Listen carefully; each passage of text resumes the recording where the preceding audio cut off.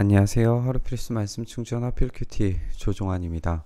오늘 함께 나눌 하나님 말씀은 사무엘상 13장 1절에서 23절까지 말씀입니다.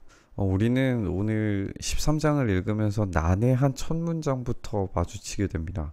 사울이 왕이 되었을 때 그의 나이는 30살이라고 이야기를 하고 그가 이스라엘을 다스린 것은 42해라고 이렇게 이야기를 합니다. 근데 이것은 좀 논란의 여지가 있는 문장이에요. 히브리어에서는 30살이라고 하는 표현이 없습니다. 그리고 이 이스라엘을 다스린 것이 42회라고 이야기하는 것도 정확하지가 않아요. 이제 원문 그대로를 이야기를 하면 사울이 왕이 됐을 때에 한 살이었고 그는 이스라엘을 2년간 다스렸다 이렇게 번역을 할 수 있게 되거든요. 그러니까 사실상 이것은 이 앞뒤의 문맥을 살펴보고 이야기를 해야 되는 거기 때문에 이 표현들이 정확한가 아닌가 우리는 좀 의문스럽습니다.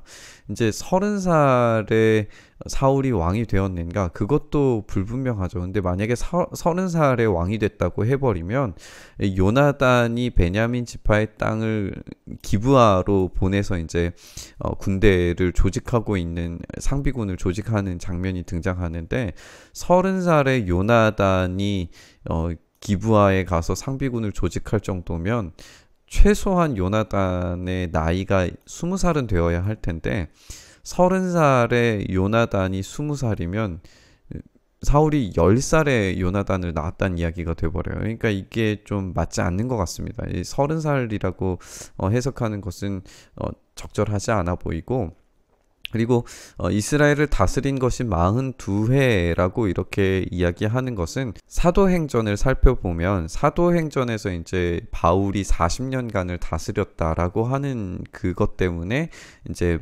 가장 가까운 42회를 선택해서 이렇게 번역을 한 건데 우리가 이제 이걸 어떻게 해석하느냐에 따라서 이 뒤에 있는 본문의 뉘앙스가 많이 달라지는 것 같아요.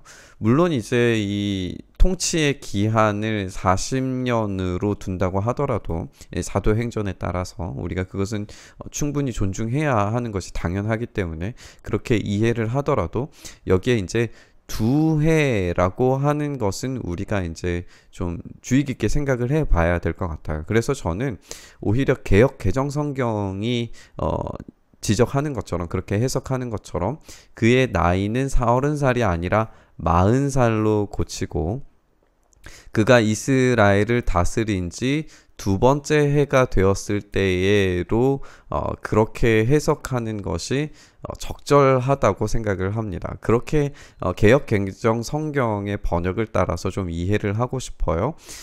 이 두 해 동안에 벌어지는 일이 어떤 일들인지에 대해서 생각을 해 본다면 사울이 지금 40년간 통치를 한다고 하더라도 우리가 사도행전에 따라서 이렇게 40년을 통치한다고 하더라도 하나님께서는 이미 2년째 되던 해에 사울을 버리셨다라고 생각하는 것이 옳아 보입니다. 그렇게 생각했을 때 오늘 본문의 비극이 이 의도에 따라서 이 저자의 의도에 따라서 훨씬 더 분명할 것 같아요. 그의 나이가 이 40살이었다라고 생각을 하더라도 원문에서 이제 한 살이라고 하는 표현을 그러면 어떻게 생각할까를 생각해 보면 이 한 살은 회심한 지 한 살이라고 생각을 할 수도 있겠죠. 우리가 새 마음을 주셨기 때문에 그때로부터 겨우 2년이 지난 시점에 어떤 일들을 했는가 그래서 왜 하나님께서 사울을 버리실 수밖에 없었는가에 대한 이야기를 우리가 오늘 읽어본다고 생각하고 그런 전제 조건 하에서 오늘 본문의 내용을 읽어야 의미가 좀 더 분명하고 선명하리라 생각합니다. 이스라엘에서 3,000명을 뽑아서 2,000명은 자기와 함께 믹바스와 베델 산지에 있게 하고 1,000명은 요나단과 함께 베냐민 지파 땅 기브아로 보내고 나머지 군대는 각자 집으로 돌려보냅니다. 그러니까 이 3,000명의 상비군은 뽑고 나머지의 군인들은 다 집으로 돌려보내서 각자의 일들을 할 수 있도록 한 거죠. 요나단이 게바에 있는 블레셋 사람의 수비대를 칩니다. 이게 이제 의미가 있는 건 뭐냐면 이미 사울이 처음 사무엘로부터 부르심을 받았을 때에 이 게바에 있는 쪽으로 지나갈 때에 블레셋의 수비대가 있는 것을 알고 있었어요. 그런데 그곳을 치지 않고 그냥 지나가 버렸죠. 그러니까 자기의 자격을 증명할 수 있는 기회가 있을 때 그것을 놓쳐버렸어요. 두려웠을 가능성이 있었지만 어쨌든 지나쳐 버립니다. 그러면 자기의 자격 증명에 실패했는데 요나단이 그 수비대를 침으로써 그 아들이 이제 성공적으로 먼저 증명했어야 할 그 왕의 자격을 증명해내는 걸 우리가 볼 수가 있어요. 블레셋 사람들이 그 소식을 들으니까 사울이 온 나라에 나팔을 불어서 히브리 사람 소집령을 내리게 됩니다. 마치 사울은 뒷북치는 듯한 느낌이에요. 온 이스라엘 백성은 사울이 블레셋 수비대를 쳐서 이스라엘이 블레셋 사람의 미움을 사게 되었다는 말을 듣고 길갈로 모여와서 사울을 따르게 됩니다. 이제 전면전이 벌어질 것 같은 상황인데 블레셋 사람들도 이스라엘과 싸우려고 모였는데 이제 이것을 주의 깊게 살펴봐야 됩니다. 이 블레셋 사람이 지금 얼마나 많이 모였는지가 굉장히 중요한데 병거 3만에다 기마가 6천이고 보병은 바닷가의 모래알처럼 엄청나게 많은 숫자가 모여듭니다. 이 베다웬의 동쪽 믹마스로 올라와서 진을 쳐요. 그런데 이스라엘 백성들은 자기들이 위급하게 되었다는 것과 군대가 포위되었다는 것을 알고는 저마다 굴이나 숲이나 바위 틈이나 구덩이나 웅덩이 속으로 기어가서 숨게 됩니다. 전력 차이가 어마어마하게 난다는 것이 이제 전제 조건인 상황이에요. 히브리 사람들 가운데서 더러는 요단강을 건너고 갓과 길르앗 지역으로 달아납니다. 사울은 그대로 길갈에 남아 있었고 그를 따르는 군인들은 모두 떨고 있었어요. 엄청난 두려움이 지금 이스라엘에 엄습하고 있는 것을 우리가 보게 됩니다. 사울은 사무엘의 말대로 이랫동안 사무엘을 기다렸으나 이제 우리가 이 장면에서 아까도 말씀드렸다시피 처음 이제 부르심을 받았을 때에 이 블레셋 수비대를 칠 기회가 있었고 그리고 약속의 장소로 가서 7일 동안 기다리라고 하는 그런 본문이 있었죠. 오늘 이 장면은 분명히 그때를 떠올리게 만들지만 그때의 약속을 반복하려고 하는 것은 아닙니다. 왜 사무엘의 말대로 이랫동안 사무엘을 기다렸는지 우리는 알 수는 없어요. 그게 똑같이 반복되었는지 우리는 알 수 없습니다. 하지만 뉘앙스 자체는 분명해요. 요나단을 통해서 약속이 일부가 성취되었고 블레셋 수비대를 침으로써 성취가 되었고 이랫동안 사무엘을 기다리라고 하는 이 장면에서는 등장하지 않지만 어쩌면 있었을지 모르는 그 7일을 기다림으로써 이제 하나님께서 승리를 주시는 일들을 어떤 방식으로 할지에 대해서 사울이 정확하게 경험하고 나서야 비로소 하나님을 온전히 경외하는 왕이 될 수 있으리라는 것을 우리가 이 뉘앙스를 그대로 받을 수 있다는 거죠. 이제 자격 증명이 두 번째의 자격 증명을 자기가 이제 암몬 왕을 통해서 성공적으로 성취해냈다면 진짜 원래 하나님의 목적을 이번에는 시험 받게 되는 거예요. 이것을 성공적으로 할 수 있느냐 없느냐, 전적인 하나님에 대한 신뢰를 할 수 있느냐 없느냐, 그 자격 시험을 지금 받게 되는 거죠. 그는 길갈로 오지 않았어요. 사무엘이 아직 오지 않습니다. 그러니까 백성이 사무엘에게서 떠나서 흩어지기 시작합니다. 탈영의 사건들이 일어나게 되는 거죠. 사울은 사람들을 시켜서 번제물과 화목제물을 가지고 오라고 한 다음에 자신이 직접 번제를 올립니다. 이 영적인 어둠의 상태에 있는 사울이 하나님께 직접 번제를 드려버려요. 기다리지도 않고 예배를 드려버립니다. 이 사건의 심각한 오염은 뭐냐 하면 하나님을 전적으로 신뢰하지도 않고 있을 뿐더러 하나님의 말씀에 대해서도 신실하지 않았고 이 영적으로 어두운 이 사울은 하나님을 도구적으로 사용하고 있습니다. 이게 이제 심각한 사울의 문제인 거예요.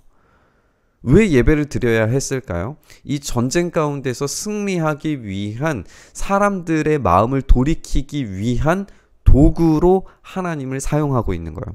우리가 하나님을 도구로 사용했던 이 법궤를 가지고 갔던 홈리와 비느하스의 그 장면을 오늘 이 장면에서 그대로 반복하고 있는 것처럼 느껴지는 겁니다.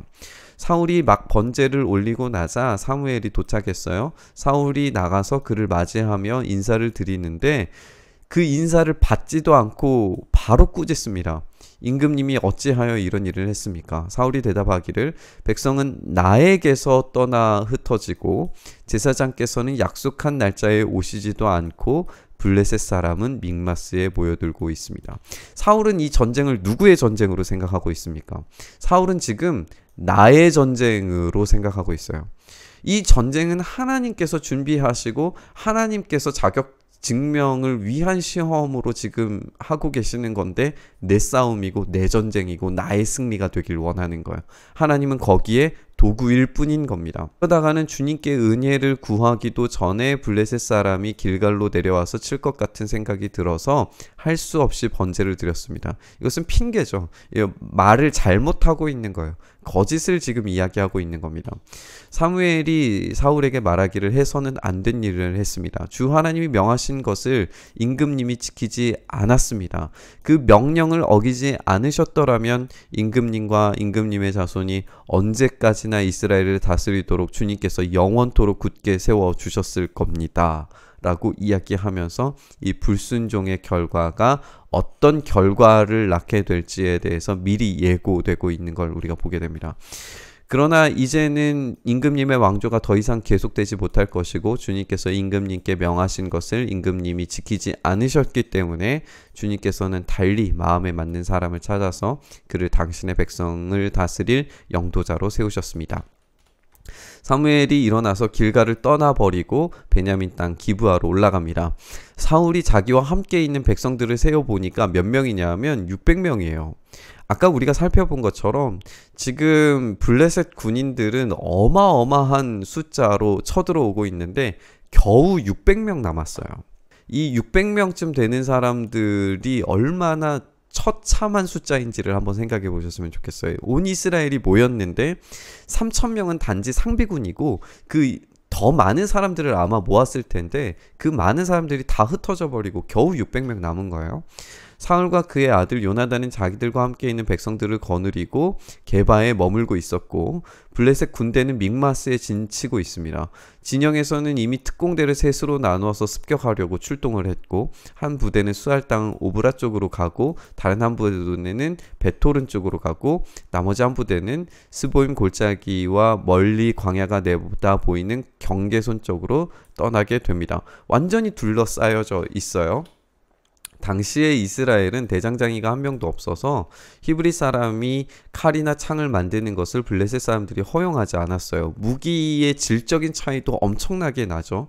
이스라엘 사람들은 보습이나 곡괭이나 도끼나 낫을 벼릴 일이 있으면 블레셋 사람에게만 가야 했습니다. 보습이나 곡괭이를 벼리는 데에 3분의 2 세겔이 들었다는 것은 이 경제적으로도 완전히 착취당하고 있었다는 것을 이야기하는 것이기도 해요. 도끼나 낫을 가는 데는 3분의 1 세겔이 들었습니다. 농기구를 이렇게 벼리는 데에도 이 정도의 비용이 든다면 엄청난 비용인데 이 비용으로 인해서 경제적으로 착취당하고 무기의 질적인 차이도 나고 싸움이 안 되는 거예요. 이 현대전을 생각하더라도 전쟁은 이 경제적인 것에 따라서 질적인 차이, 또 힘의 차이가 어마어마하게 나는데 고대 당시에 이 무기의 질적 차이, 경제적 수준의 차이, 이런 걸 생각해 본다면 이 본문이 지금 이야기하고 있는 건 뭐냐면 불가능한 싸움이라는 거예요. 불가능한 싸움을 지금 하려고 하는 겁니다. 그런데 하나님께서 이 전쟁을 원하셨고 하나님께서 이 전쟁을 하실 것이기 때문에 하나님의 전쟁은 승리할 거예요. 하나님의 전쟁은 승리하는 건 맞는데 여기에서 불순종하는 사울의 가문은 겨우 2년 만에 실패로 하나님께서 버리시는 사건으로 확정되었다는 것이 오늘 본문의 이야기의 핵심이 될 겁니다. 우리가 오늘 본문을 살펴본 것처럼 하나님의 전쟁이 준비되었고 이미 계획되었고 예고된 전쟁이었어요. 그것을 수행해냈을 때에 이미 이 일들은 일어났어야만 하는 일이었습니다. 왜냐하면 하나님께서 블레셋을 치려고 마음 먹으셨고 그 일들을 수행하실 것이기 때문에 그래요.